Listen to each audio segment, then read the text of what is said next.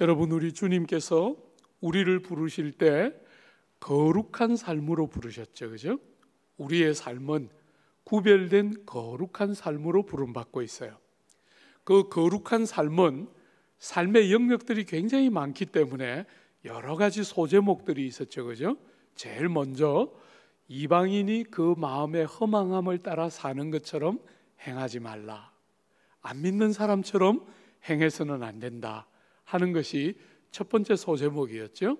두 번째는 우리가 예수를 믿을 때 하나님께서 우리에게 새 생명을 주셔서 우리에게는 어머니로부터 받은 옛사람과 성령으로부터 받은 새 사람이 공존하고 있는데, 우리의 옛사람은 벗어버리고 주님이 우리에게 허락하신 새 사람을 덧입으라, 그렇게 우리에게 거룩한 삶을 사는 소제목으로 가르쳐 주셨죠.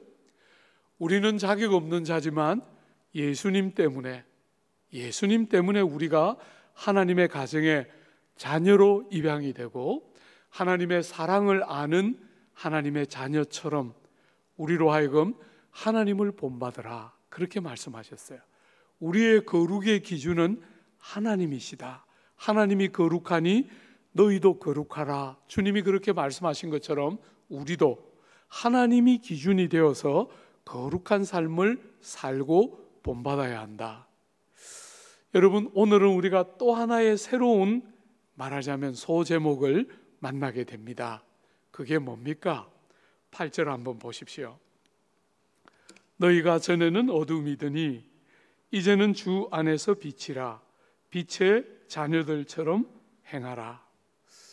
여러분, 예수 믿는 일을 이렇게 잘 표현하고 있는 것도 드물다 할 수 있는데, 예수를 믿는 것은 그냥 어느 날부터 교회를 다니기 시작하는 것과 어느 날부터 종교를 갖기를 시작했다, 이렇게만 성경은 표현하지 않고, 여러분과 제가 이전에는 어둠이었는데 이제는 빛이 되는 것, 이것이 예수 믿는 것이고, 그러므로 빛의 자녀들처럼 행하라, 이렇게 우리에게 권면하고 있다는 거예요. 여러분과 제가 이전에는 어둠이었는데 어떻게 우리가 예수 믿는 순간에 빛이 되지요? 화학적이고 물리학적으로 빛에 대한 여러 가지 정의가 있겠지만 성경은 아주 분명하게 우리에게 말하기를 모든 빛의 근원이요 빛은 우리 예수님이시다, 이렇게 말해요. 예수님이야말로 세상의 빛이시고 모든 세상의 빛 같아 보이는 것의 근원이시다, 성경은 그렇게 가르치는데, 빛이신 예수님과 우리가 새로운 관계를 맺게 되면서, 그죠? 성령의 도움 안에서 그분이 우리의 머리가 되시고 우리가 그분의 몸으로 연합되게 되면서 빛이신 주님과 연합되면서 우리도 빛이 되는 그런 놀라운 일들이 예수 믿는 우리에게 적용된다, 성경은 그렇게 말하고 있는 것이죠. 요한복음 8장에 우리 예수께서 이렇게 말씀하시죠. 말씀하여 이르시되 나는 세상의 빛이니 나를 따르는 자는 어둠에 다니지 아니하고 생명의 빛을 얻으리라.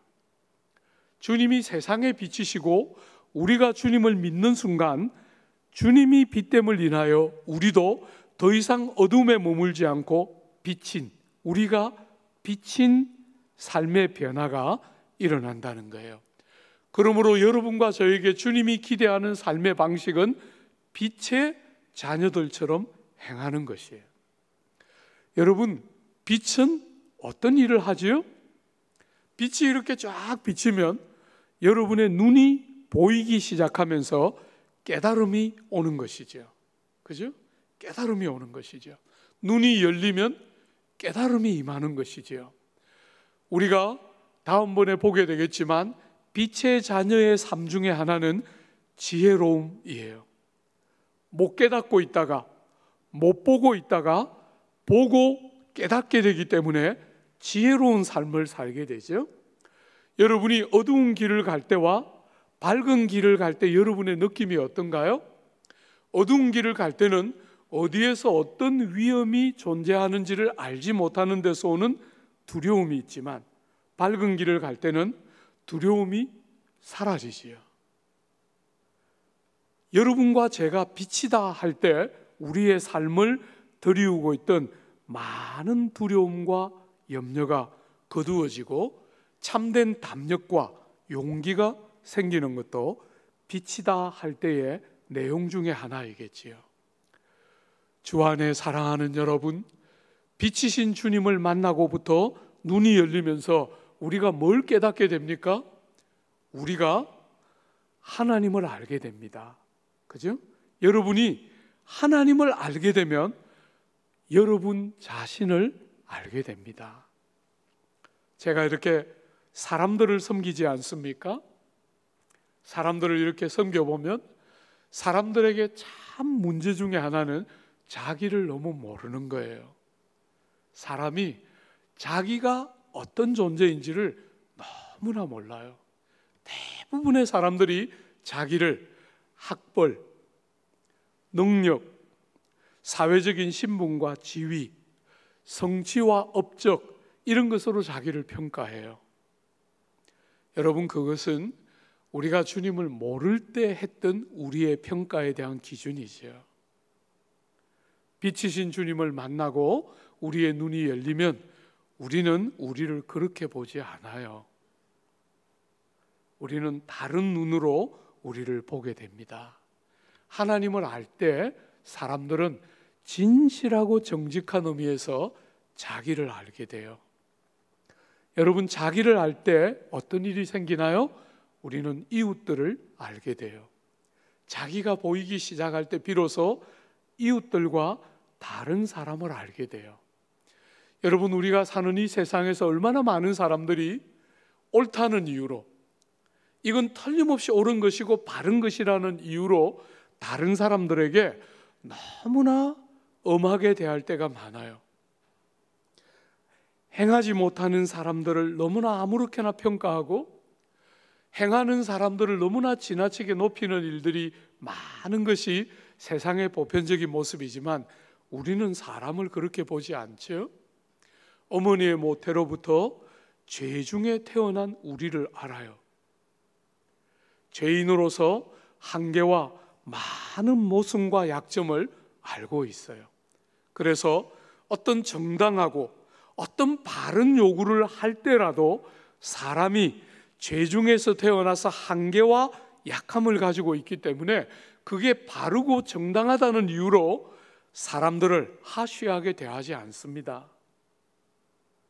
그들의 약함과 한계를 알기 때문에 바름과 정당한 것을 따뜻하게 말할 줄 아는 사람을, 남들을 이해하게 돼요.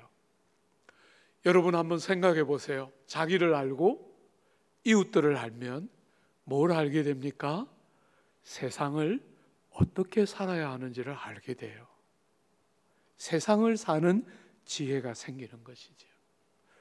여러분, 이 땅을 살아가는 이 땅은 우리가 어떻게 살든지 돈을 많이 벌어서 성공하면 되는 세상이 아닙니다. 여러분, 우리의 생에 한 번은 반드시 하나님의 심판대 앞에 서야 하는 인생이에요. 아무도 예외가 없습니다. 우리의 인생을 놓고 돌아보면서 하나님 앞에서 평가받는 순간이 반드시 와요. 우리는 이 땅의 많은 한계와 약함을 알지만 어느 날 하나님의 심판대 앞에 서서 우리의 삶을 계산할 순간이 있다는 사실을 알기 때문에 우리는 이 땅의 삶을 절대로 무책임하게 살지 않아요. 성실하고 바르고 책임 있게 살아요. 주 안에 사랑하는 여러분, 지각이 열려서 나를 알고 세상을 알고 삶을 제대로 살게 되고, 여러분이 세상의 구조를 한번 보세요. 세상은 딱 둘 중에 하나예요. 온갖 화려하고 온갖 멋있어 보이는 삶을 보여줘서 여러분을 유혹하거나, 이런 거 너희들이 잘못하면 놓칠지 모른다 하고 유혹하거나, 아니면 여러 가지 불확실한 세상에 대한 위험들을 막 부각시켜서 여러분들로 하여금 염려와 두려움에 빠지게 만드는 이 두 가지 중에 하나예요. 세상이 여러분과 저에게 하는 일은 유혹하거나 협박하고 공갈하거나 둘 중에 하나예요. 그래서 여러분과 저를 데려가는 지점은 똑같아요. 어디? 세상의 종이 되는 것이에요. 세상에서 도태될까 두려워하면서, 남들이 다 좋은 것들 누릴 때 나는 못 누릴까 두려워하면서 결국은 똑같이 세상의 종이 되게 만드는 것이 이 세상의 정서인데, 우리는 빛의 자녀들이기 때문에 우리는 더 이상 그런 세상의 협박과 공갈 앞에 굴복하지 않고 담력을 가지고 용기를 가지고 세상을 깨닫고 말씀하시는 대로 살 용기를 가지고 세상을 사는 자유가 뭔지를 아는 것이지요. 주 안에 사랑하는 여러분, 세상이 옳다는 것이 옳은 것이 아닙니다. 여러분들이 보게 될 거예요.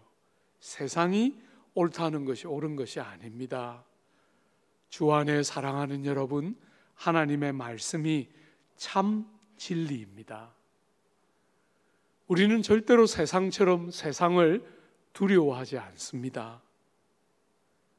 어떻게 우리에게 공갈하고 어떻게 우리를 협박해도 우리는 하나님을 신뢰하고 하나님을 믿는 믿음으로 의지할 때가 있는 백성처럼 담력을 가지고 세상을 삽니다. 여러분에게 여러 번 말씀드렸지만 제가 어머니 없이 자랐기 때문에 제 인생에 철이 딱 들었을 때 제일 큰 고통은 두려움이었어요. 보호받지 못했기 때문에, 내 인생에 되는 일이 거의 없었기 때문에 두려움이 얼마나 제 삶을 고통스럽게 했는지 몰라요. 대학을 다니고 빠르지 않은 시간에 주님을 인격적으로 만났지만, 주님을 인격적으로 만나고 하나님이 조금씩 믿어지고 신뢰가 되기 시작하자 세상이 하는 공갈과 협박에 굴복하지 않는, 세상이 끝없이 쏟아내는 염려거리와 두려움을 양산해내는 세상 속에 요동하지 않는, 믿을 이가 계시고 내 삶을 책임지시는 이가 계심을 아는 데서 오는 두려움으로부터 자유함을 얻기 시작하는 조금씩 담력이 생기기 시작했다, 그렇게 말할 수 있을 것 같아요. 사랑하는 여러분, 여러분과 저는 빛임으로 빛의 자녀들처럼 행하라, 이렇게 말씀하세요. 여러분과 제가 빛의 자녀들처럼 행하면 어떤 일이 우리를 기다리고 있을까요? 여러분, 어떤 일이 있는가 한번 보십시오. 9절입니다. 빛의 자녀들처럼 행할 때 어떤 일이 기다리고 있죠? 빛의 열매는 모든 착함과 의로움과 진실함에 있느니라. 여러분과 제가 빛의 자녀처럼 살아가면 자연스럽게, 너무나 당연하게 빛의 열매가 있다는 거예요. 사랑하는 여러분, 주 안에 사랑하는 여러분, 오늘 이 빛의 열매가 무엇인가 하는 것을 생각해 보기 전에 열매라는 주제를 다룰 때 성경이 일관되게 하고 있는 그 방식을 한번 잘 보십시오. 빛의 자녀로서 빛의 열매를 맺히게 되는 삶을 살게 되는데, 그 빛의 열매와 뭐가 대조되고 있는지 한번 보십시오. 11절입니다. 너희는 열매 없는 어둠의 일들에 참여하지 말고. 여러분, 열매를 맺는, 빛의 자녀로서 빛의 열매를 맺는 우리의 삶과 대조되는 게 뭡니까? 열매 없는 어둠의 일. 한글 성경 그렇게 되어 있는데 원문은 열매 없는 어둠의 일들 하고 복수로 기록하고 있어요. 여러분 중에 혹시나 기억나는 분들이 계실지 모르겠는데, 우리가 갈라디아서를 다룰 때 그 갈라디아서에 성령의 열매가 나오지 않습니까? 그 성령의 열매와 뭐가 대조됐지요? 육체의 일들이 대조되었어요. 잘 눈여겨보십시오. 우리가 성령을 따라 살아갈 때 성령의 열매로 단수를 맺히게 돼요. 9가지의 열매이지만 단수입니다. 왜? 사랑과 희락과 화평과 온갖 모양으로 나타나지만 일관성이 있는 하나예요. 반면에 육체의 일들은 현저한데 복수입니다. 오늘 본문에 열매 없는 어둠의 일들하고 또 복수입니다. 단수가 아닙니다. 일관된 것이 아닙니다. 여러 일들을 하고 있는 것 같지만 열매는 아닙니다. 여러분, 나무에 열매가 맺히면 여러분이 다 아는 것처럼 얼마나 행복하고 기쁩니까? 열매는 사람들에게 큰 유익을 끼치고 너무나 큰 기쁨을 주는 것이 열매가 하는 일이에요. 세상에 하는 일들은 뭡니까? 열매가 아니라 일들이라는 거예요. 바쁘게 분주하게 많은 일들을 하는 것 같은데 사실은 너무나 건조하고 사람을 유익하게 하고 기쁘게 하고 복되게 하는 그런 열매가 아니라 일들에 불과하다는 거예요. 일들에 불과하다는 거예요. 세상은 끝없이 뭔가를 열심히 하고 땀 흘려서 일하고 있는가에 초점을 맞추지만 성경은 그게 아니에요. 여러분, 일들을 하고 바쁘고 분주하고 이것도 하고 저것도 하는 것 같지만 열매와는 아무 관계없는 일들을 하고 있다는 거예요. 성도인 여러분과 저에게 주님이 기대하는 것은 열매입니다. 여러분, 세상은 사람을 뭘로 평가합니까? 돈이나 성공으로 사람을 평가합니다. 하나님은 그런 분이 아니세요. 여러분, 사람은 얼마나 다르게 태어났습니까? 공부를 할 수 있는 능력도 달라요. 조국 사회 같은 이 땅은 공부 잘하고 유명한 대학을 나온 사람들을 너무나 높이는 세상이지만, 그래서 성공했다, 훌륭하다 이렇게 평판을 주는 세상이지만 하나님이 각인들에게 얼마나 다른 능력을 주셨어요. 사람 생긴 거 한번 봐요. 키 크기가 얼마나 다른가요? 큰 사람도 있고 40년 동안 저처럼 2.3cm 큰 사람도 있어요. 사랑하는 여러분, 키가 큰 사람도 있고 작은 사람도 있는데 세상은 누가 농구 골대에 골을 많이 넣는가를 가지고 사람을 평가해요. 키가 작은 사람도 있는데 농구 골대에 골을 넣는 일에는 키가 큰 사람보다 잘할 수는 없지만 작은 사람에게도 그 사람만의 고유한 아름다움을 주셨는데 세상은 끝없이 농구 골대에 골을 누가 더 많이 넣는가를 가지고 성공과 실패를 가늠하려고 해요. 운동을 하는 능력도 달라요. 운동을 잘하는 사람이 있지만 못하는 사람이 있는데 운동을 잘하는 사람들은 어마어마한 돈을 받고 프로스포츠에서 평생의 돈을 만질 수도 없는 일반 사람들이 헤아릴 수도 없는 액수의 돈을 받으면서 유명한 축구팀으로 이적도 하고 하면서 돈을 벌고 그들은 성공했다고 생각해요. 여러분, 그게 세상의 기준이지만 하나님은 그렇게 하지 않으세요. 하나님이 여러분에게 기대하는 것은 열매입니다. 여러분을 부르신 자리에 서서 여러분에게 맡기신 일을 가지고 열매를 맺히느냐가 핵심이지, 세상의 기준으로 성공했는가 실패했는가가 기준이 아닙니다. 하나님이 각기 다르게 주셨잖아요. 여러분, 얼마나 세상의 기준이 어리석은지 한번 보세요. 저는 저 사람보다 훌륭합니다. 사람들을 그렇게 평가해요. 세상은 얼마나 어리석어요. 왜 그게 더 훌륭한 거예요? 그 기준을 누가 세운 거예요? 이 죄가 관영한 세상이 만든 보편적인 기준에 얼마나 많은 사람들이 어리석게도 나는 저 사람보다 더 낫다, 이런 기준으로 스스로를 합리화해요. 주님은 그렇게 보지 않아요. 많이 맡긴 이에게는 많이 찾으시고 작게 맡긴 이에게는 작은 것을 원하세요. 주님이 우리의 삶에서 보고 싶어 하는 것은 열매예요. 여러분의 삶을 복되게 하는 것은 열매입니다. 산상설교에서 우리 예수님께서 주님, 내가 주님과 함께 귀신을 내어 쫓고 주님과 함께 기적을 행하고 권능을 행하였습니다, 이렇게 말하는 사람들이 주님을 찾아왔을 때 뭐라고 말씀하셨어요? 그런 것으로 너희를 평가할 것이 아니고 열매로 그 사람을 알리라. 여러분을 증거하는 것은 열매이지 세상이 말하는 성공이거나 여러분의 소유가 아니에요. 그것은 잠시 후에 없어지는 것들이에요. 여러분을 평가하는 기준이 아닙니다. 열매가 있는가?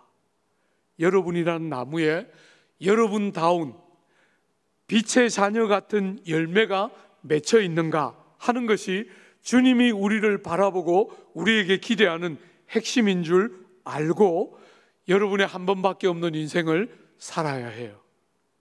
사랑하는 여러분, 주님이 우리에게 기대하시는 빛의 열매, 그게 뭡니까? 본문에 세 가지로 표현되어 있어요. 한번 보세요. 여러분 9절에 보면 빛의 열매는 모든 착함과 의로움과 진실함에 있느니라. 여러분, 제일 먼저 착함이에요. 착함이 뭡니까? 다르게는 선함이라고도 번역해요. 여러분이 선함은 너무너무 중요한 자질이에요. 여러분, 죄의 제일 중요한 특징은 자기중심성이라 그랬잖아요. 죄가 가져오는 제일 중요한 특징 중에 하나는 자기중심적. 이거는 안 가르쳐줘도 모든 아이들로부터 어른에 이르기까지 전부 뼛속 깊은 데까지 스며 있는 게 자기중심성이에요. 자기가 제일 먼저, 자기가 제일 언제나 앞자리에 있는 게 모든 죄인들의 특징이에요. 그런데 여러분, 선함 혹은 착함이라는 말이 무슨 뜻이에요? 남을 배려하는 마음이에요. 남을 배려하는데 남이 울 때 그 남의 슬픔과 고통을 들어주기 위해서 수고와 희생을 아까워하지 않는 마음이 선함이에요. 남이 울고 남이 아플 때 그 울음과 고통과 슬픔을 감당하고 그들이 이겨내게 하기 위해서 나의 수고와 나의 아픔을 아끼지 않는 것이 선함 혹은 착함이에요. 여러분, 그 뒤에 나오는 의로움이라는 것은 선함보다 조금 더 좁게 보면 돼요. 말하자면 딱 바르고 정당해서 절대로 남에게 해를 끼치는 일은 하지 않아요. 딱 바르고 정말 올곧고 정당하지만 남에게 유익이 되는 일을 하고 있지는 않아요. 이게 의로움이죠. 그죠? 의로움보다 한 걸음 더 나아가는 것이 선함이란 거 여러분이 분별할 수 있겠죠. 그죠? 선함은 의로움에 남의 슬픔과 아픔을 위하여 자기의 수고와 자기의 희생을 감당하는 것이 선함이라면, 의로움은 나는 발라요. 나는 절대로 남들에게 나쁜 일 안 해요. 나는 딱 정당하게 살아가요. 그렇지만 그것이 끝이에요. 그게 바름, 의로움이라면, 선함은 그 의로움에다가 남의 아픔을 함께 아파하면서 내가 희생해서 남의 아픔을 매만지려고 하는, 그게 선함이죠. 여러분, 세 번째로 나오는 빛의 열매는 무엇입니까? 진실함. 참 조국 사회처럼 거짓말과 부정직함이 보편화되어 있는 사회에 굉장히 중요한 자질이죠. 여러분, 허위와 속임과 외식과 위선이 없는 것이지요. 투명하고 공개적이고 열려 있습니다. 여러분, 정치를 하는 한국 사회는 교회 정치도 그렇고 세상 정치도 그렇고 너무 나빠요. 엄흉합니다.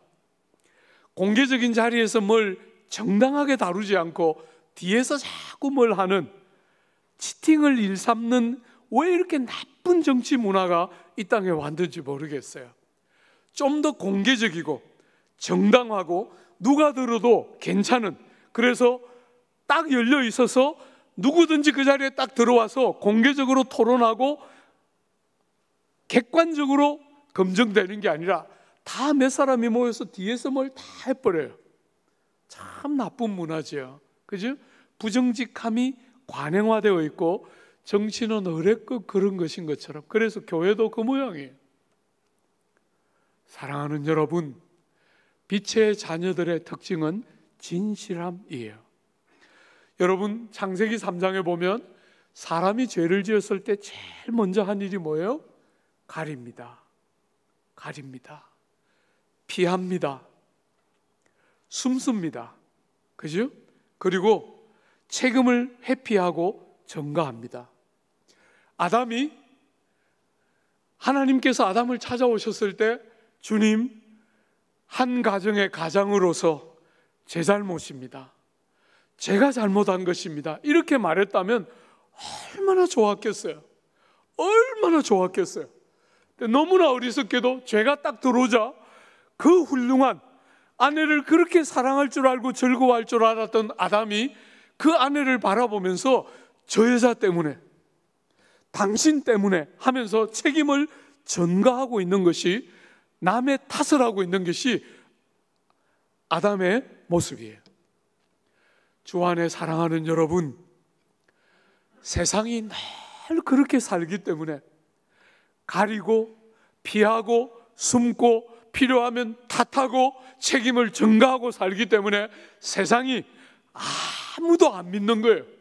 아무도 믿지를 않습니다. 전부 의심하고 전부 믿으려고 하지 않고 자기 수준으로 전부 다 세상을 의심하고 판단하는 것이 오늘 우리가 사는 이 사회의 특징이에요. 빛의 자녀들은 그렇게 살지 않는다는 거예요. 이런 세상 속에, 이 어두운 세상 속에, 감추고 속이는 세상 속에 진실하고 정직하게 사람을 대하고 일들을 그렇게 공개적으로 처리하는 정직하고 공명정대함이 하나님의 백성들의 빛의 자녀로서의 열매로 맺혀진다는 거예요. 사랑하는 여러분, 여러분이 거짓말하는, 직업적으로 거짓말하는 사기꾼들에게 속아 넘어가야 한다는 말이 아닙니다. 변별해야 되죠. 그렇지만 여러분이 분별하고 다 보이지만 그 사람을 위해서 필요할 땐 속아줘도 되겠지요. 몰라서, 어리석어서, 그 꾼들에게 어리석어서 당하는 것을 하라는 말이 아니라 다 알지만 그 사람의 유익을 위해서 얼마든지 희생할 수 있으면 희생하는 것은 더 좋은 것이지. 아무도 못 믿는 이런 세상에 여러분과 저는 광명하고 정직하고 진실하고 깨끗하게 세상을 산다는 거예요. 사랑하는 여러분, 9절 여러분들에게 이렇게 권면한 다음에 10절에 뭐라고 말합니까? 주를 기쁘시게 할 것이 무엇인가 시험하여 보라. 여러분, 오늘 현대를 사는 너무나 많은 성도들이, 조국 땅에 있는 너무나 많은 성도들이, 목사님, 세상이 그렇지 않아요. 우리가 사는 일터가 그렇지 않아요. 우리가 살아가는 삶의 경험은 그렇지가 않아요. 너무나 많은 사람들이 이렇게 말하는데 오늘 하나님의 말씀은 여러분과 저에게 말하는 거예요. 주님이 뭘 기뻐하실지를 생각해 보라는 거예요. 세상이 어떤지를 자꾸 말하지 말고 주님이 뭘 기뻐하실지를 생각하고 절대로 빛의 자녀답게 빛의 자녀 같은 열매가 맺혀지는 그런 삶의 자리로 여러분을 드리는 일을 절대로 합리화하거나 정당화하거나 핑계대지 말고 주를 기쁘시게 할 게 뭔지를 늘 생각하면서 여러분의 생각과 삶을 결정하라는 거예요. 사랑하는 여러분, 뭐가 주님을 기쁘시게 하는 것이지요? 열매를 많이 맺히면 기쁘시게 하겠지요? 열매를 많이 맺히면 기쁘시게 하겠지요? 열매를 많이 맺으면 주님이 좋아하실 거라고 우리에게 앞에서 말한 거지요. 뒤에 또 하나 더 말하고 있어요.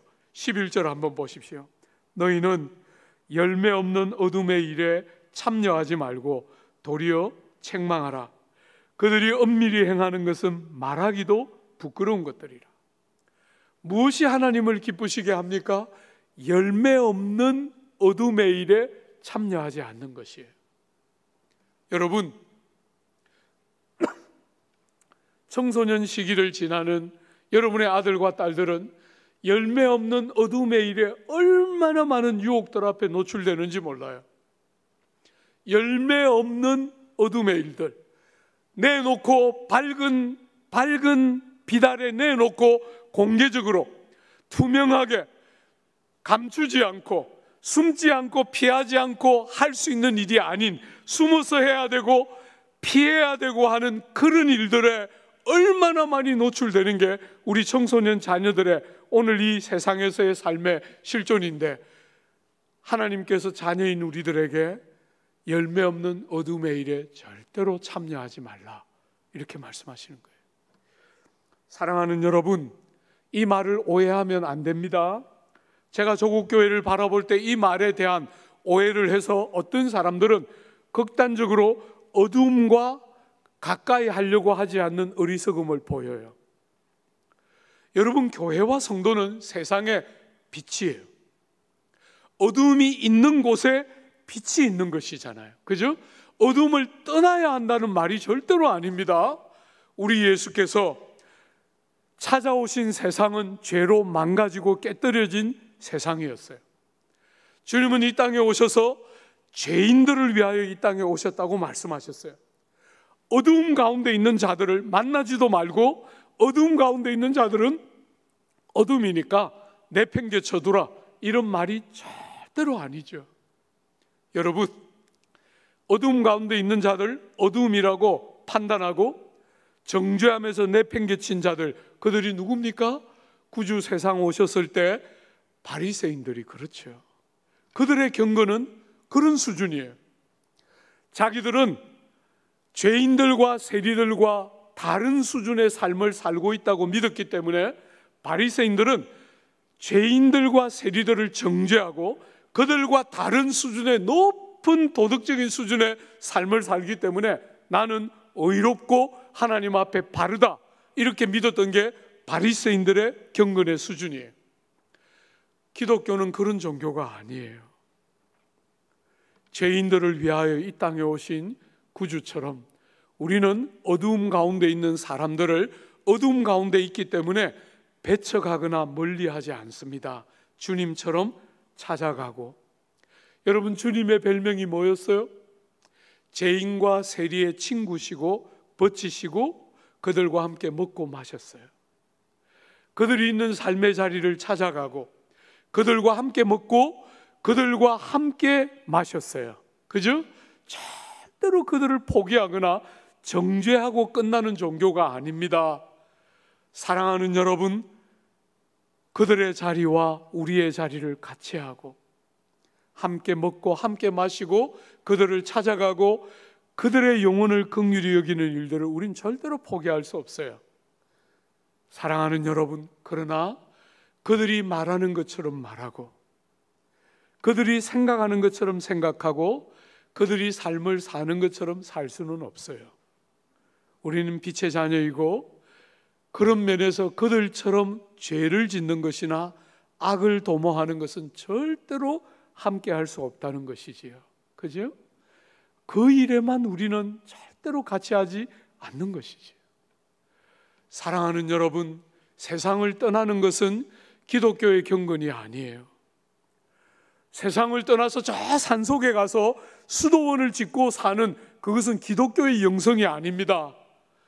어둠에 있는 사람들을 위하여 이 땅에 주님 오셨고 우리도 한 번도 세상을 떠나본 적이 없는 것이 기독교예요. 우리는 어둠에 있는 사람들을 어둠이라는 이유로 멀리하는 것이 아니라 그들을 어떤 형태로든지 섬기는데, 어떻게 섬깁니까? 한 번만 더 보십시오. 11절에 너희는 열매 없는 어둠의 일에 참여하지 말고 도리어 책망하라. 여러분이 한글은 약간은 여러분에게 잘못된 인상을 줄 수 있는데 꾸짖고 비판하고 정죄하는 것 같은 느낌을 주지 않습니까? 오늘 본문에 있는 책망하라 그러니까 꾸짖고 정죄하고 비판하는 것 같은데 그런 단어가 아니에요. 영어는 이 단어를 어떻게 번역했냐면 expose라고 번역했어요. 어둠에 있는 사람들을 그대로 두지 말고 빛인 너희들이 가서 드러내라는 거예요. 드러내라는 거예요. 그들이 지금 숨어서 하고 있는 일들, 그들이 피해서 하고 있는 일들, 그들이 끝없이 어두움 가운데서 하고 있는 일들이 자기 자신에게 얼마나 해코지가 되고 얼마나 이웃들에게 아픔이 되고 이 일이 얼마나 고통스럽고 결국은 아무 열매도 맺히지 못하는 나쁜 것인지를 드러내어서 할 수만 있으면 성령이 깨닫게 하시는 자들이 회개하고 돌아올 수 있도록 하라는 것이에요. 그게 expose입니다.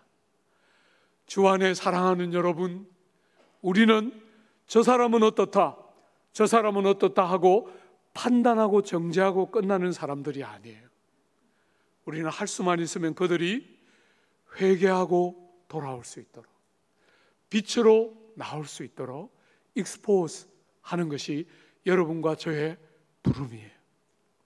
그러므로 사랑하는 여러분, 그러므로 14절에 이르시기를 잠자는 자여 깨어서 죽은 자들 가운데서 일어나라.